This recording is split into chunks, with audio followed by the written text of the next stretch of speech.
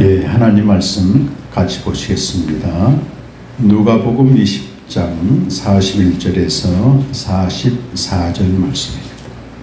누가복음 20장 41절에서 44절 4절 말씀인데 잘 쉬어서 함께 봉독하시겠습니다.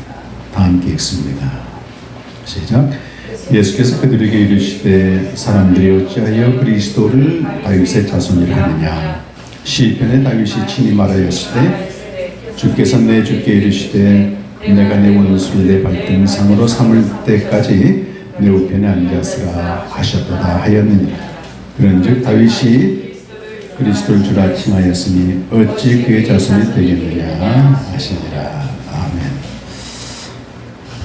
아멘. 예수님이 성전에 들어가셔서 많은 사람들과 변론하셨습니다. 주로 예수님을 대적하는 바리새인, 대제사장, 또 서기관, 또 장로들이 예수님이 성전을 정화하고 거기서 가르치실 때 많은 백성들이 귀 기울여 듣는 걸 보고 예수님을 없애야 되겠다, 죽여야 되겠다 이렇게 교육을 했는데 백성들이 워낙 예수님 말씀에 이렇게 반응하기 때문에 백성들이 두려워서 그걸 유보하고 있었습니다. 다양한 종류의 사람들이 나와서 변론을 하는데 오늘 읽은 짧은 이 말씀은 모든 변론을 그치게 하는 아주 중요한 말씀입니다. 다른 말씀들도 중요하지만 마태복음의 병행 구절 보게 되면 예수님이 이 질문을 하시고 대답을 하셨을 때 그때 아무도 대답하지 못하고 그날부터 감히 예수님께 묻는 자가 없었다. 그 전까지는 사람들이 예수님께 막 시비하고 따져 물었습니다. 그런데 이 질문은 예수님이 직접 주도권을 가지고 질문하시고 또 대답도 하시고 그래서 우리가 예수님을 알아가는데 아주 중요한 본문입니다. 그래서 제가 여러 차례 이 말씀 가지고 묵상도 하고 또 했습니다만 특별히 오늘 아침에 이 묵상을 하면서 우리가 예수님을 잘못 알고 믿는 경우에 열심히 믿지만 파탄이 납니다. 우리 한국교회가 벌써 한 800만 내지 1000만 얘기하는데 또 한열심 하잖아요. 그런데도 왜 교회와 성도들이 교회에 빛이 되지 못하고 도리어 세상 사람보다 어떤 면에서는 더 무지하고 또 낙후되어 있고 천박한가 이런 고민들은 저나 여러분 다 하실 것입니다. 근데 그것은 우리가 믿는 예수님을 오해하고 있기 때문에 그렇습니다. 예수님은 잘못되지 않아요. 특히 계몽주의 시대에 들어와서 주체가 대상을 결정한다고 하는 그 사상이 굉장히 범람하게 됐습니다. 그러니까 대상이 중요한 게 아니고 내가 어떻게 인식하느냐에 따라서 대상이 달라지는 거예요. 그러니까 사람마다 인식의 주체가 되는데 그 대상, 예수님이라고 하는 대상을 믿는 사람마다 전부 다르게 해석한다 그 말입니다. 근데 예수님 당시도 사실 그랬습니다. 그래서 성경을 자세히 들여다보면서 오늘 이 말씀은 예수님이 직접 묻고 스스로 대답하시면서 내가 누구이냐 그걸 지금 알려주시는 말씀이에요. 그래서 복음서 중에서 아주 중요한 내용입니다. 두 가지 질문을 했습니다. 예수님이 사람들에게 이렇게 질문을 합니다. 어찌하여 사람들이 나를 다윗의 자손이라고 하느냐, 어찌하여 사람들이 그리스도를 다윗의 자손이라 하느냐 이렇게 묻는다는 거예요. 그러면서 예수님이 뭐라고 대답하시냐면 오늘 42절 말씀 직접 이렇게 대답을 하시는 겁니다. 시편에 다윗이 이렇게 말했지 않느냐. 주께서 내 주께 이르시되 내가 내 원수를 내 발등상으로 삼을 때까지 우편에 앉아있으라. 이렇게 이제 시편에서 얘기했다는 겁니다. 여기 시편 말씀은 시편 110편 1절 말씀인데 다윗이 한 말입니다. 다윗이 뭐라고 말하냐면 여호와께서 내 주에게 이렇게 말씀하셨습니다. 앞에 여호와는 하나님을 말씀하고 내 주는 앞으로 오실 그리스도를 말하는 거예요. 어떻게 다윗이 앞으로 올 그리스도에게 내 주라고 했다면 다윗의 자손이 될 수 있겠느냐. 훨씬 높은 사람이잖아요. 그걸 이제 얘기하시는 겁니다. 그래서 오늘 두 번째 질문이 그겁니다. 아니 다윗이 그리스도를 높으신 주로 불렀는데 어떻게 그 높으신 주님이 다윗의 자손이 되겠느냐? 그 말이 안 된다는 거예요.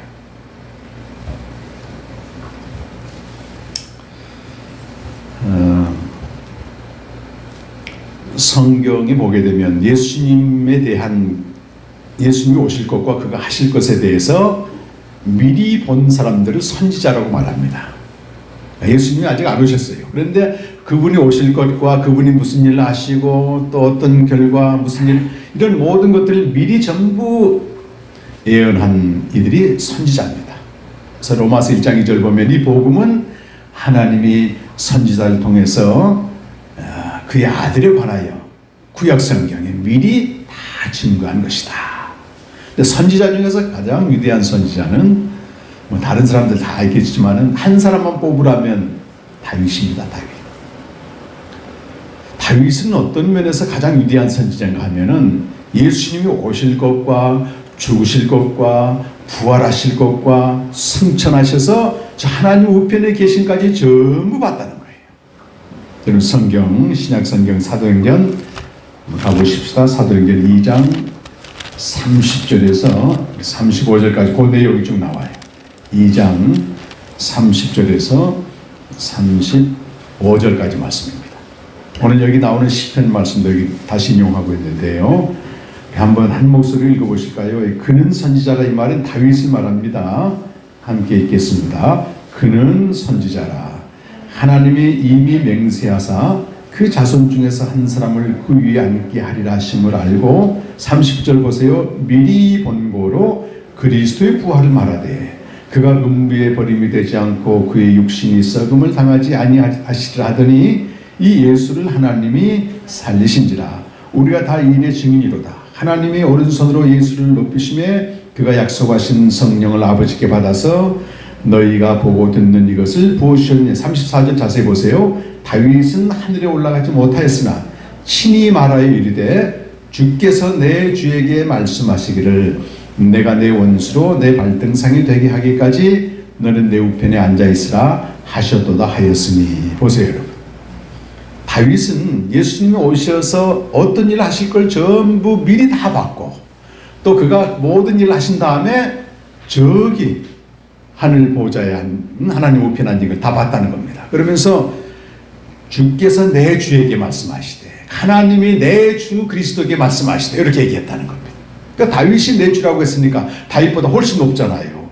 그런데 어떻게 그 높으신 분이 다윗의 자손이 되겠느냐. 예수님이 이렇게 말씀하신 겁니다. 그런데 또 사실 복음서에 보게 되면, 또 신구약 성경 전체를 보게 되면 그리스도는 다윗의 자손에게서 오게 되어 있어요. 사무엘하 7장 12절 보면 나단 선지자가 다윗을 축복하되 너의 씨에서 영원한 나라를 세울 자가 올 것이다, 이렇게 이제 예언을 했습니다. 그래서 통상 우리는 나단 선지자를 통해서 예언한 거기 때문에 나단 신탁이다 이렇게 얘기합니다. 다윗이 그 예언의 말씀이 자기에게 임한 걸 보고 너무 감동이 돼가지고 구구절절 하나님께 감사를 하면서 마지막에 뭐라고 방점을 찍냐면 주의 종의 집이 영원히 복을 받게 하옵소서, 이렇게 끝나게 됩니다. 사무엘하 마지막. 어떻게 나의 후손 중에서 그리스도가 온다는 말인가.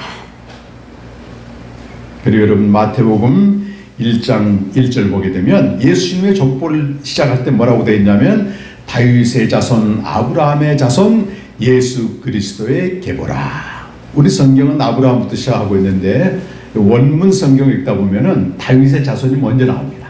다윗의 자손 곧 아브라함의 자손인 예수 그리스도의 계보다 해가지고 쭉 그 14대 이어나가면서 마지막으로 다윗의 자손 중에 요셉이 있었는데 요셉을 통해서 예수 그리스도가 이 땅에 오셨다, 이렇게 되어 있습니다. 그리고 로마서 1장 3절에 보면 방금 말씀드린 나단 신탁, 다윗의 씨에서 올 그리스도에 대한 약속이 성취됐다고 하는 것을 로마서 1장 3절에 설명하고 있습니다. 그리스도는 육신으로는 다윗의 씨에서 나셨다. 다윗의 자손에서 오셨다. 그래서 예수님 당시 저 예수라는 분이 메시아임을 고백할 때는 항상 다윗의 자손 예수여 나를 불쌍히 여겨 주옵소서 하게 되면 이렇게 믿음이 되는 거예요. 그를 메시아로 고백하는 믿음이 되는 것입니다. 그래서 누가복음 18장 35절 보면 그 맹인이 예수님께 나와서 소리치잖아요. 다윗의 자손 예수여 나를 불쌍히 여겨 주옵소서 막 외쳤습니다. 예수님이 내 믿음이 너를 구원하였다. 그래서 다윗의 자손으로 오신 그리스도는 맞습니다. 근데 우리가 그것만 알게 되면 그리스도를 크게 오해하는 겁니다. 다윗의 자손으로 오신 예수님은 이 땅에서 여러 가지 사역을 하신 거예요. 병도 고쳐주시고 귀신도 내쫓게 되고 기적도 일으키는데, 이런 다윗의 자손 예수가 그걸로 끝나버리게 되면 오늘 다윗이 그리스도를 가리켜 내 주라고 했다는 건 아무 의미가 없어지게 되는 겁니다.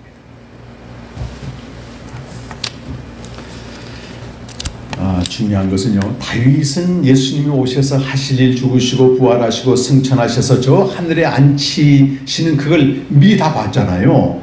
그런데 예수님 당시 무리들은 그걸 보지 못했습니다. 그걸 보지 못했습니다. 신앙생활 하는데요, 예수님의 죽으심과 부활과 승천과 그분이 하나님 보좌 우편에 앉은 것을 사실 몰라도 열심히 믿을 수 있습니다. 예수님이 하셨던 일이 내게 나타나길 간절히 바라고 믿거든요. 예수님 당시의 무리들이 꼭 그랬습니다. 자기들의 기대와 소원을 이루어 주시는 메시아로 예수님을 생각한 겁니다. 소위 정치적 메시아죠. 다윗의 후손은 맞는데 그가 십자가에 죽으시고 부활하고 이런 후손이 아니고 다윗 왕과 같은 절대적인 권력을 가지고 로마의 식민지에서 해방시켜주고 경제적으로 잘 먹고 잘 살게 해주고 사회 정의와 평화를 이루어주는 그런 소위 정치적 메시아로 그대로 믿은 거예요. 그래서 그가 예루살렘에 들어가기만 하면 이제 다윗처럼 왕이 되어서 어떤 그들이 그토록 원하는 지상적인 행복을 줄 수 있는 왕으로 그렇게 믿었습니다. 그런데 예수님은 처음부터 얘기하셨어요. 나는 예루살렘 가는 거는 왕이 되려고 가는 게 아니고 십자가에 죽고 부활하고 그래서 메시아가 되겠다. 그런 얘기가 안 들려. 자기 소원과 기대가 너무 절박한 사람은요, 거기에 묻혀가지고 예수님이 누구인지 진지하게 알려고 하지 않습니다. 사실은. 나중에 무리들이 어떻게 변합니까, 여러분? 자기들의 기도와 소원이 이루어지는 그런 메시아가 깨지니까 종교 지도자들의 선동에 휘말려가지고 예수님을 십자가에 못 박으라고 막 소리치잖아요. 저런 메시아는 필요 없다는 거예요. 우리가 필요한 그런 메시아가 아니고, 우리가 기대한 메시아가 아닌 그런 메시아는 필요 없다. 십자가에 못 박으라. 무리들이 오해하고 또 불신앙을 했어도 예수님은 끄떡하지 않고 하나님이 정하신 그 길로 우직하게 가십니다. 그리고 십자가에 죽으시고 3일 만에 부활하셨는데, 여러분 아까 우리 사도행전 2장을 읽었는데 그 위에 2장 23절과 24절 보시게 되면 예수님이 십자가에 죽으시고 부활하신 것이 또 승천하신 것이 하나님의 뜻임을 말씀하고 있습니다. 우리 한번 읽어보겠습니다. 위에 있어요. 2장 23절 24절 사도행전 시작. 그가 하나님께서 정하신 뜻과 미리 아신 대로 내준 바 되었거늘 너희가 복 없는 자들의 손을 빌려 못 박아 죽였으나 하나님께서는 그를 사망의 고통에서 풀어 살리셨으니 이는 그가 사망에 매여 있을 수 없느니라. 그리고 여러분 2장 36절 33절 아래에 우리 아까 읽었습니다만, 하나님이 오른손으로 예수를 높이시며 그가 약속하신 성령을 아버지께 받아서 너희가 보고 듣는 이것을 보여주셨느니라. 36절 말씀 같이 읽어보겠습니다. 그런즉 이스라엘 온 집은 확실히 알지니 너희가 십자가에 못 박은 예수를 하나님이 주와 그리스도가 되게 하셨느니라. 이렇게 오순절날 성령이 임한 다음에 베드로가 담대히 십자가 부활의 사건을 선포하고 있습니다. 너희가 십자가에 못 박았으되 너희의 기대와 소원이 이루어지지 않아 예수를 마치 정치적인 메시아로 생각하고 우리의 문제를 해결해주는 해결사로 생각한 그런 너희가 십자가에 못 박은 예수를 하나님이 다시 살리셨다. 그래서 그가 진정한 주와 그리스도가 되게 하셨다. 이제 그들은 뭘 봐야 됩니까, 여러분? 다윗이 미리 보았던 그 주님을 봐야 되는 겁니다. 다윗이 그리스도 오시면 십자가에 죽으시고 부활하시고 승천하셔서 하나님 좌우편에 앉아 계셔서 주가 되신 그 그리스도를 믿어야 된다고 하는 거예요. 그걸 깨닫고 나니까 이런 37절에 보세요. 그들이 말씀을 듣고 막 마음이 찔립니다. 내가 예수를 죽였구나. 마음이 찔려 형제들아 우리가 어찌할꼬 그렇게 얘기하는 거예요. 우리 예수를 믿어도요 절포함에서 마찬가지입니다. 처음부터 다윗이 미리 보았던 다 그 복음을 알고 그 진리를 알고 믿는 게 아닙니다. 대체적으로 믿음의 출발은 내 소원과 기대가 있기 때문에 하나님을 믿게 되는 겁니다. 다른 종교와 별로 차이가 없어요. 뭐 귀신보다는 예수 신이 훨씬 더 강하다. 제가 그런 얘기 하는 분도 들었습니다. 전에는 저기 나무에 빌고 돌에 빌었는데 이제 그러지 말고 예수께 빌어라. 그러면 그분이 훨씬 더 강한 신이니까 다 이루어준다. 이렇게 가르치는 장로님도 계시다는 거예요.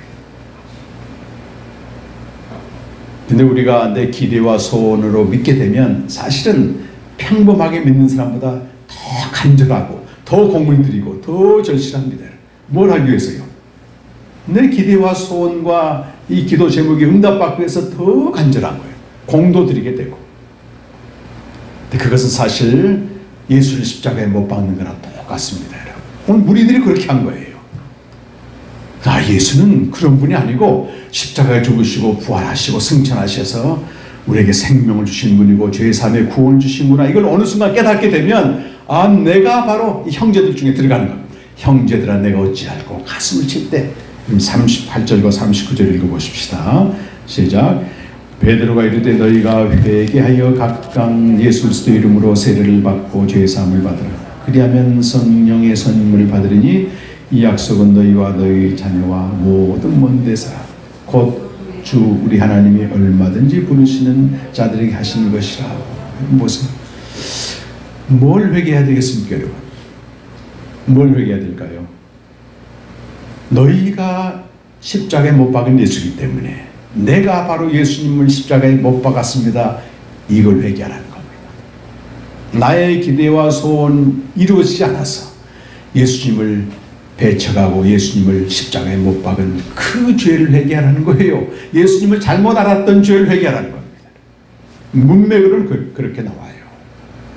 문맥으로는 그렇게 나옵니다. 그때 하나님이 어떤 은혜를 베푸시는가? 그리스도 예수로 세례 연합하게 되고 모든 죄를 용서하시고 중요한 것은 성령을 선물로 주신다고 하는 겁니다.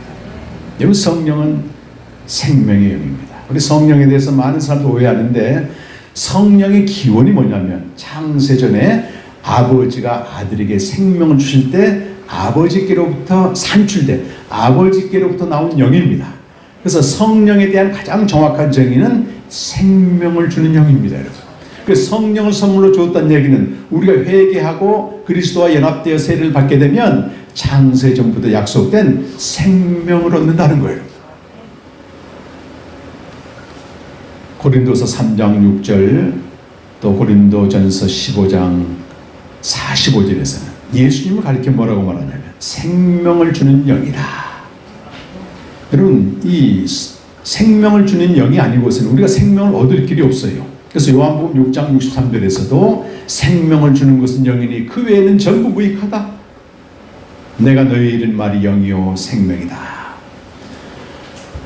우리가 회개해서 받은 최고의 선물은 성령인데 그 성령은 우리에게 하늘로부터 태어나는 아들의 생명을 주는 것이다.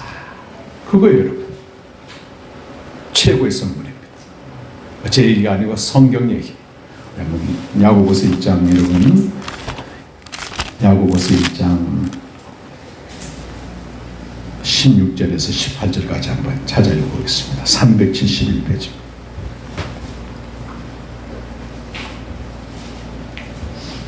야고보서 1장 16절에서 18절까지 시작.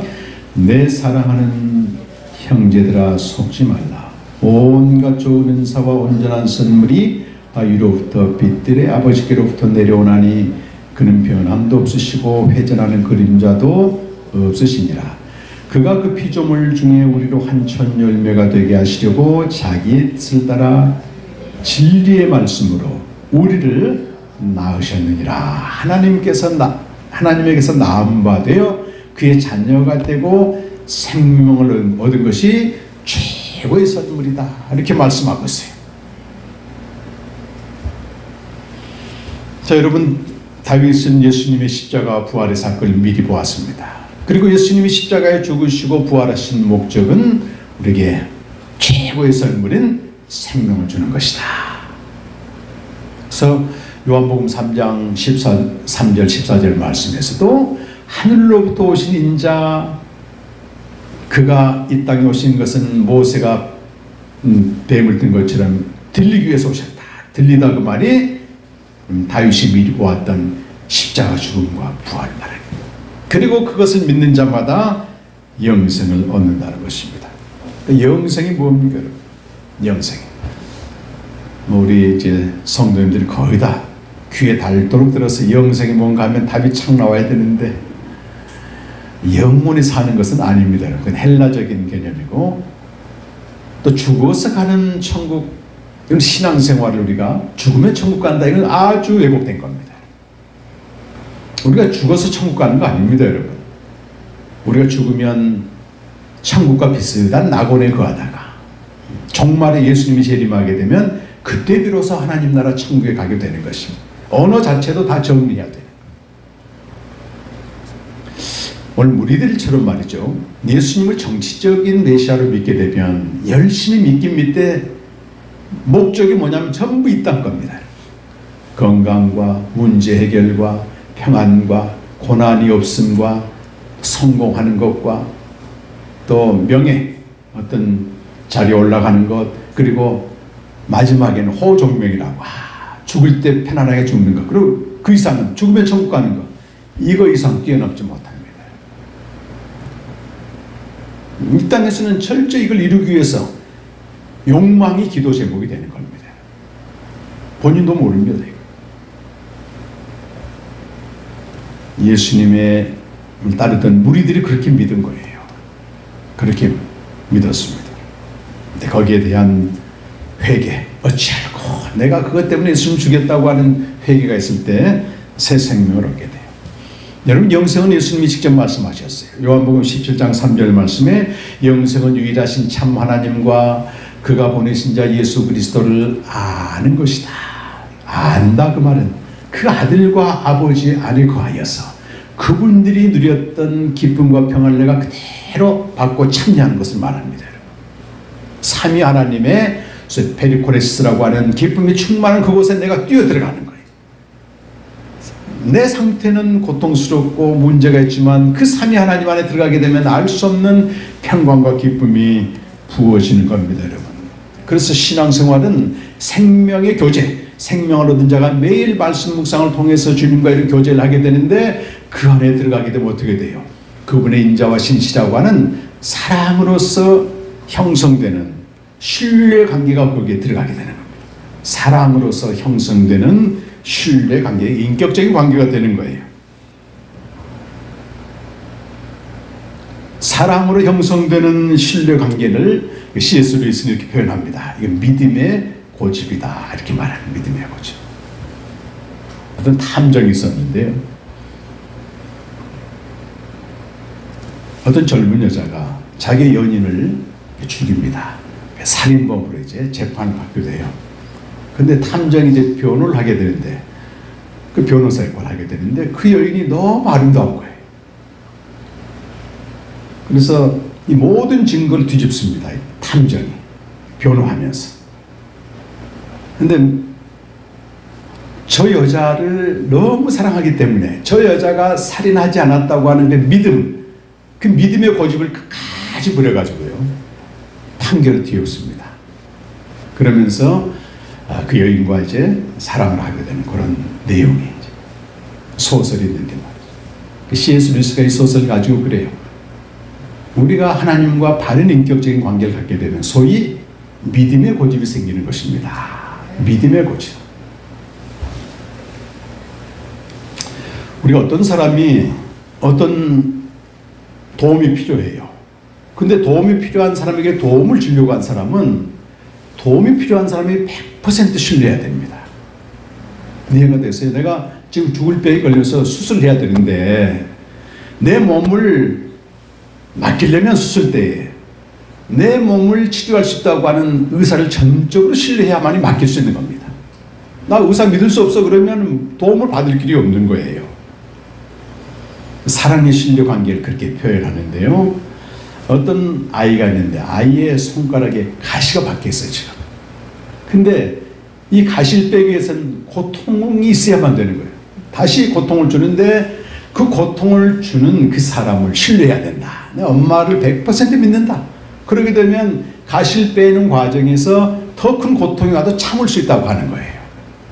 물에 빠진 소년이 있는데 그 건져내려면 물속에 더 집어넣어야 되거든. 바닥까지 차가지고 끌어올려야 되는데 그 나를 건져낼 수 있는 그 사람을 신뢰해야만이 그 물속에 빠졌는데 더 고통이 왔을 때 그걸 견뎌낸다고 하는 것입니다. 생명의 교제는요, 하나님과 사랑으로 형성되는 인격적인 관계가 되는데 그분을 절대적으로 신뢰하기 때문에 믿음의 고집, 하나님은 선하시다, 나를 사랑하신다, 내가 지금 수렁에 빠졌어요. 그런데 더 큰 수렁 속으로 들어가고 있는 거예요. 가시를 빼내주기 위해서 더 큰 고통을 주는 거거든. 엄마가 물속에서 건져주기 위해서 더 물속으로 깊이 빠뜨리고 있는데, 만약 나를 더 빠뜨리게 하고 나에게 가시에다가 더 큰 고통을 준 그 대상을 내가 신뢰한다면 그거는 얼마든지 거기서 건져받을 수 있다고 하는 그런 내용입니다. 저는 이 말씀이 너무 이해가 돼가지고 여러분과 나누고 있는데 어떻게 전달될지 모르겠어요. 생명의 교제에서 오는 믿음의 고집은 내가 죽어도 하나님은 사랑이십니다 고백할 수 있습니다. 다윗은 한 가지 구한 것이 시편 27편 4절 보게 되면, 내가 여호와께 구하는 한 가지는 내 평생 하나님의 집에 살면서 그 성전의 아름다움을 보는 것입니다. 신약적으로 말하게 되면 내 평생 한 가지 소원은, 원싱은 내가 매일 생명의 교제를 통해서 아버지 집에 가여 삼위 하나님의 페리코세스를 보는 것입니다. 이렇게 고백할 수 있는 겁니다. 여러분, 다윗은 그런 고백을 했기 때문에 사랑하는 자식인 압살롬이 자기를 배신하고 나라를 대신 차지하고 자기를 죽이려고 쫓아오는데도 뭐라고 말하냐면, 주의 인자가 내 생명보다 귀합니다. 완전한 믿음의 고집을 가지고 있는 것입니다. 거기서 찬양을 하는 거예요. 여기 찬양을 하는 것입니다. 삼위 하나님과의 교제가 없는 사람은 이 하나님을 사랑의 관계로 절대적으로 신뢰하는 게 아니고 다른 대상을 향해서 믿음의 고집을 행사하게 되는 것입니다. 가장 무서운 게 뭔지 아세요, 여러분? 삼위 하나님과의 교제는 없는데 내가 믿는 게 옳다 그러면서 끝까지 주장하는 믿음의 고집을 행사하게 되면 이건 아집과 편견과 독선과 폭력으로 이어집니다. 이 기독교의 흑역사를 보게 되면 믿음의 절대적인 고집을 가진 사람들이 자행한 엄청난 범죄들이 있습니다. 내가 믿는 게 확실하다는 거예요. 그런데 뭐가 없어요? 삼위 하나님과의 교제가 없기 때문에 그 믿음은 허공에 떠 있는 것입니다. 설령 지지자들이 있을지 모르지만 공동체와 그 자신에게 아주 불행한 결과를 가져오게 돼요. 교회 밖도 마찬가지입니다. 이번 대통령 선거를 통해서 정말 가슴 아프지만 그 나라가 마치 둘로 쪼개진 기분이에요. 두 진영으로 완전히 갈라져 있고 지역 감정이 없는 줄 다시 생겨났더라고. 이게 또 이것은 특정한 지도자에 대한 팬덤 현상이라고 말이죠. 믿음의 고집이 사람에게 가 있기 때문에 그렇습니다. 한번 어떤 진영과 사람에게 믿음의 고집이 꽂히게 되면 어떤 말도 듣지 않습니다. 그건 우상입니다, 여러분. 어떻게 해결되겠습니까, 여러분? 믿지 않는 사람들은 그럴 수밖에 없는 경향성이 있습니다. 상대 얘기를 아예 안 듣습니다. 근데 교회 안에서조차 이런다면 그 진영과 그 대상자가 우상이 되어버리는 겁니다. 들리지 않습니다, 여러분. 우리가 정치적인 견해를 표현할 수 있습니다. 우리 믿는 사람들이 정치에 무관심하다. 이것도 문제입니다, 여러분. 사회에 대한 시민으로서 그리스도인으로 책임을 회피한 거잖아요. 정치라는 말이 성경에 있습니다. 빌립보서 1장 27절에 보게 되면 복음에 합당한 게 생활하라. 생활이란 말이 이 플루레오란 말인데 거기서 나온 말이 폴리틱스, 정치란 말입니다. 자유시민으로 살아가라 그 말이에요. 노예는 정치하지 않습니다. 그러니까 시민들은 자기의 권리를 행사하기 때문에 정치에 관심이 있어야 됩니다. 없다면 거짓말입니다. 아리스토텔레스는 우리 인간은 정치적인 동물이다. 그런데 자칫 잘못하게 되면 세상 사람과 똑같이 돼버리는 겁니다. 이번 자기가 지지했는 후보가 되지 않았어요. 어떤 집사님은 그것 때문에 너무 충격을 받아가지고 하나님에 대해서 원망하고 교회도 이제 2주간부터 안 나간다고 그래요. 성령도 많이 합니다. 열심도 있습니다. 그는 믿음의 고집을 엉뚱한 대상에 맞춰버린 거예요. 행사할 때 해야지 그거는. 여러분, 우리에게 믿음의 고집의 대상은 하나님밖에 없어요. 삼위 하나님이 나를 얼마나 사랑하시는가. 우리 아까 찬양됐습니다만 이스라엘이 그렇게 못되게 굴고 불의하고 도망갔는데도 나는 너를 보배롭고 존귀하게 여긴다고. 이사야 말씀이 그 말씀이거든요. 나는 너를 포기하지 않는다는 얘기예요.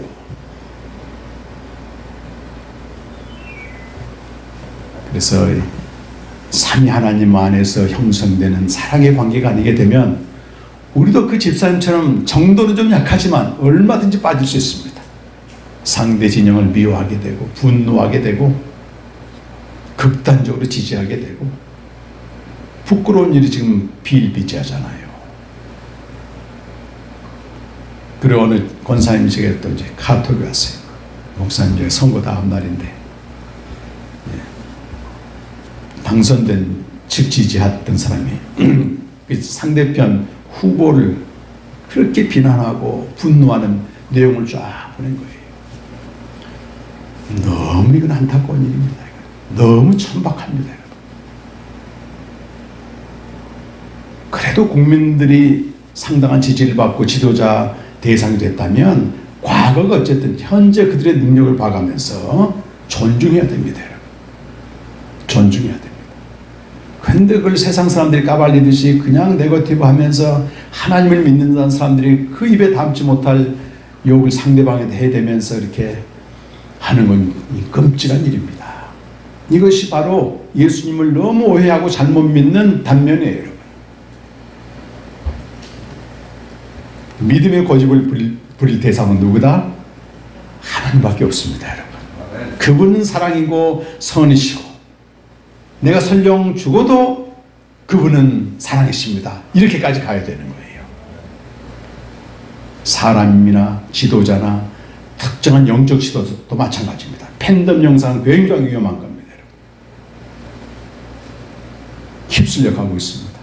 그래서 참 우리가 이런 예수님에 대한 바른 정체성이죠. 메시아성에 대한 정체성을 가지고 그분이 오신 목적은 단순히 문제 해결이 아니고 다윗이 미리 본 대로 십자가에 죽으시고 부활하시고 승천하셔서 우리의 생명을 주시고 삼위 하나님과의 교제 가운데 우리 이끌고 가시고 거기서 매일 그분의 관계성 속에서 사랑으로 형성된 신뢰 관계를 가지고 때로는 내 삶이 지금 고통이 있어요. 근데 더 고통스러울지라도 이건 내 손에 가시를 빼기 위한 또 하나님의 특별한 섭리구나 하면서 도리어 감사하고 찬송할 수 있다면 그게 살아있는 믿음이고 그것을 주님을 증거하는 것이지 내 소원과 기대를 딱 정해놓고 여기에 들어오게 되면 하나님은 좋으신 분, 여기서 떠나게 되면 하나님 이해할 수 없어, 믿을 수 없어, 이렇게 된다면 우리가 무속신앙이나 주술신앙과 뭐가 다르겠습니까, 여러분?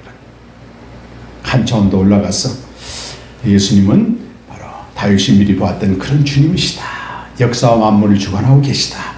그 주님과 관계성 속에서 형성된 믿음의 거룩한 고집을 가지고 한 주 동안 내가 어떠하든 그분은 사랑이십니다. 그분은 옳습니다. 고백하며 승리하는 여러분 되시기를 간절히 축원합니다. 기도하시겠습니다. 하나님 아버지, 오늘 예수님을 열심히 따른 무리들은 그가 오직 자기들의 문제를 해결해 주는 다윗의 자손으로만 알았습니다. 다윗과 같은 왕이 되어서 문제를 해결해 주고 안정과 번영을, 자유를 주는 그런 세속적인 왕으로 생각을 했습니다. 그러나 오늘 예수님은 그들에게 묻습니다. 다윗은 나를 보고 내 주라고 얘기하고, 또 그가 죽으시고 부활하시고 승천하고 하나님 우편에 앉아있는까지 보았다고 말씀하십니다. 우리의 눈을 열어주셔서 내 기대와 소원을 이루어주는 하나님이 아니고 죽으시고 부활하셔서 내게 생명을 주셨고 생명의 교제를 인도하는 그 하나님인 것을 이 시간 다시 한번 깨닫게 하여 주시옵소서.